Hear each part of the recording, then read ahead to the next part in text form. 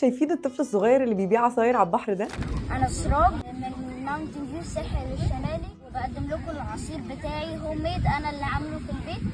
I recommend you to get it. تعالوا احكي لكم ازاي قدر يوصل من انه بيبيع عصاير على البحر لبزنس اونر قد الدنيا في ماونتن فيو. صباح الخير يا اصدقائي، انا مريم سوريكا and this is the good news. انا متاكده ان كل حد بيتفرج على الفيديو ده وهو صغير حاول يفتح مشروع وفشل فشل ذريع عشان ما كانش فيه الشرك اللي يفند الموضوع ده. بس قصه سراج شويه مختلفه. الجيران شافوا الكلام ده وحسوا ان هم لازم يشجعوه، فبداوا ان هم ينزلوا على الجروبس والانفلونسرز بيك اب وبداوا ينزلوا لحد ما الكلام ده وصل لمين؟ لماونتن فيو شخصيا. فقعدوا يفكروا ازاي نقدر نساعد سراج وايه هي السبل اللي عندنا اللي ممكن من خلالها نقدر نساعده. فقال لك بس ده كده قصه سراج بيرفكت لللايت هاوس. سواء ايه اللايت هاوس ده؟ اللايت هاوس هو قلب الكوميونتي في ماونتن فيو، بيقدموا فيه ورك شوبس واكتيفيتيز لكل الاعمار. فبالتالي دعموا سراج من خلال مبادره ذا لايت هاوس انتربرينورز وعملوا له اول بوث بتاعه بالكامل باللوجو والديزاين، وبدل ما كان مجرد طفل بيبيع على الشط اصبح بزنس اونر وعمره 12 سنه. ده بقى اللي احب اسميه الجولدن تراينجل.